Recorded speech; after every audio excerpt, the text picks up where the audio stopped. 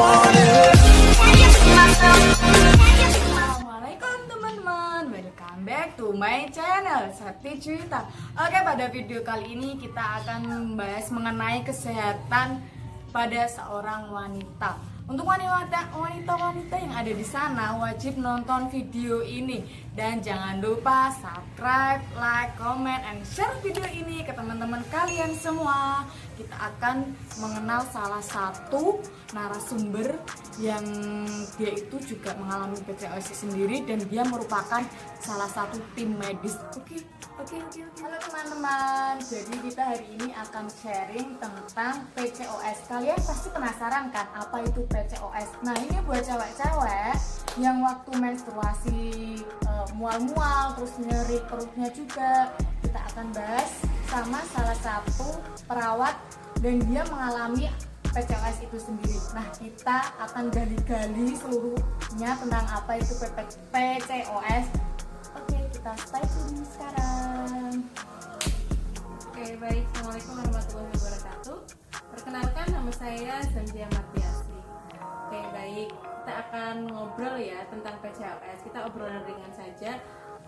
Pada awalnya saya tidak tahu kalau saya menderita tentang PCOS.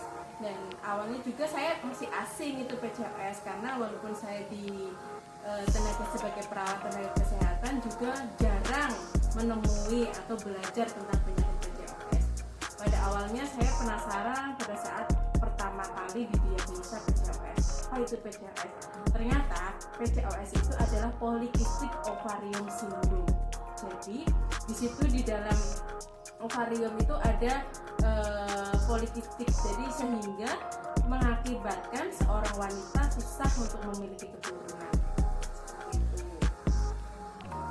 Lalu bagaimana cara mengenali tanda dan gejala dari PCOS itu sendiri? Oke, baik. PCOS itu kadang kita tidak menyadari ya kalau kita mengalami PCOS kalau kita tidak datang memeriksakan diri kepada dokter spesialis ya. Awalnya saya juga tidak menyadari.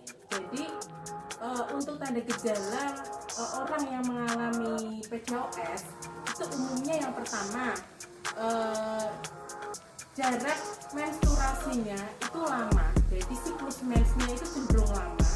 Terus yang kedua, menstruasinya itu nyeri hebat.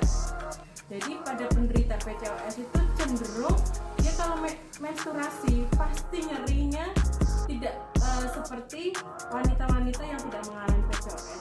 Terus yang selanjutnya itu adalah tumbuh bulu-bulu halus pada daerah seperti kumis kalau untuk laki-laki ya, tapi itu bulu-bulu halus pada punggung itu karena apa? Karena hormon laki-lakinya itu cenderung yang lebih banyak, jadi kita tumbuh bulu-bulu halus seperti anak laki-laki.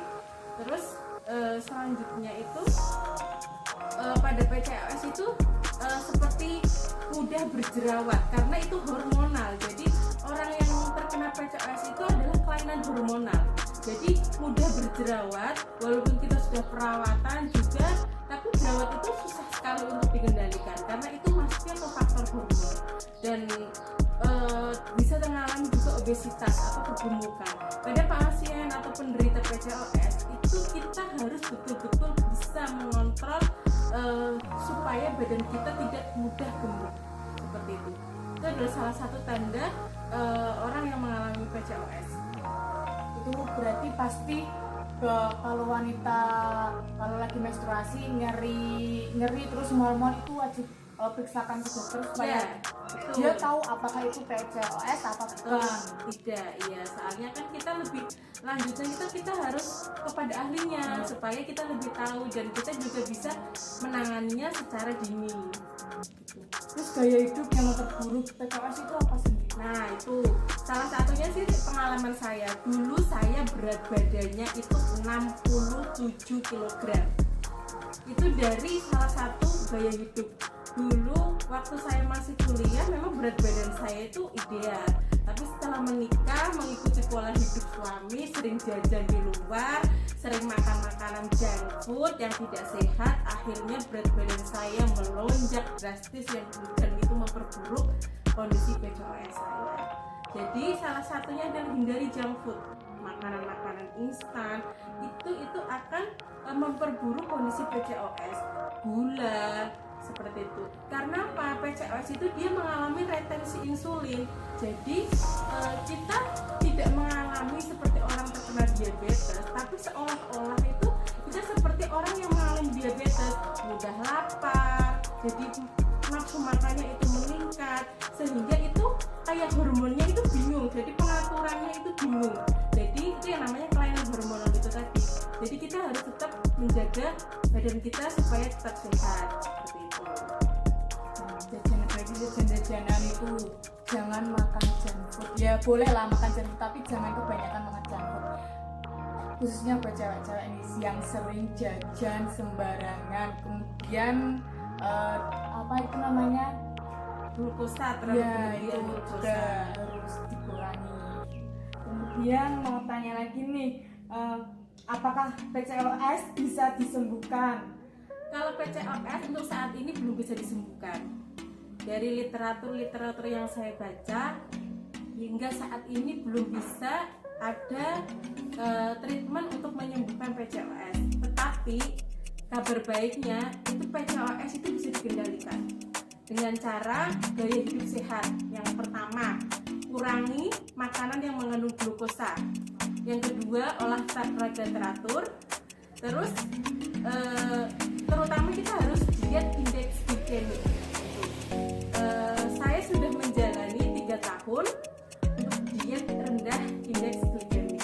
Jadi saya tidak makan nasi, saya tidak makan gula, tapi saya makan yang tinggi protein, terus tinggi serat, terus jadi makanan-makanan yang sehat dan olahraga teratur. Contohnya itu makan apa?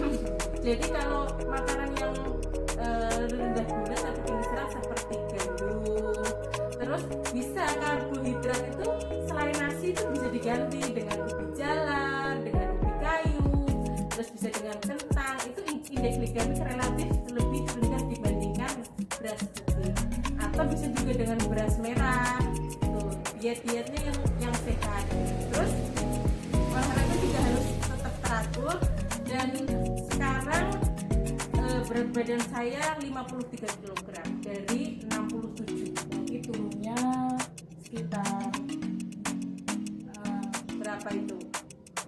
ya lumayan lah Itu teman-teman. sendiri ya. Itu sendiri ya teman-teman, turunnya itu lumayan teman-teman. Jadi kalian itu ya dengarkan tadi ya, caranya itu seperti apa, terus kuranginya apa. Nah itu bagus banget buat teman-teman dengerin. Kemudian mau bertanya lagi ya teman-teman, bagaimana cara mengontrol PCOS itu sendiri?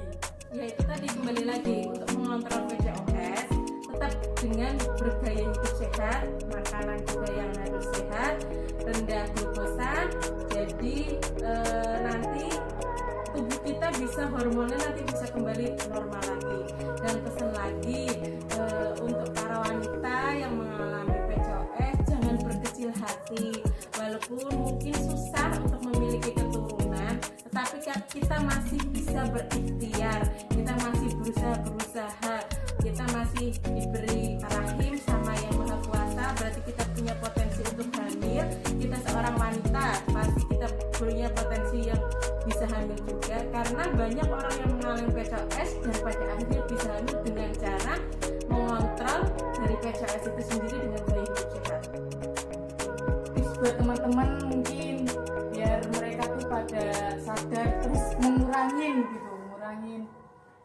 Oke, untuk tips teman-teman ya, jika ada tanda gejala seperti menstruasi, siklusnya cenderung lama, terus yang kedua, terus menstruasi nyeri hebat, atau terjadi mual muntah, nyeri pada seluruh badan saat menstruasi, itu segeralah periksa ke tim medis atau dokter spesialis kandungan, karena bisa jadi itu adalah dari tanda gejala PCOS.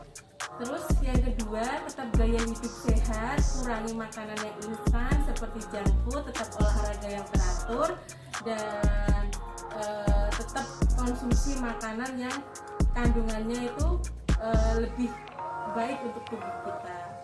Soalnya kan sekarang kan pada masa-masa kayak gini kan banyak banget teman-teman yang asal makan, wah itu enak kita beli yuk, beli. Nah kita asal sembarangan membeli makanan dan tidak tahu pada akhirnya nanti kita tuh yang kelamaan tuh akan seperti apa. Ya, yang penting sekarang itu kembali lagi apa yang kita makan, ya itu nantinya akan dicerna tubuh kita. Jadi tubuh kita itu apa yang kita makan. Oke teman-teman, jadi pesan-pesannya kita harus pertama ya kita harus olahraga itu. Yang olahraga penting jangan kebanyakan tidur, harus produktif. Kemudian kita harus jaga pola makan, makanan yang bergizi, tetap patuhi protokol kesehatan. Kemudian terima kasih kepada narasumber sudah memberitahu tentang apa itu PCOS. Semoga bermanfaat untuk kita semua.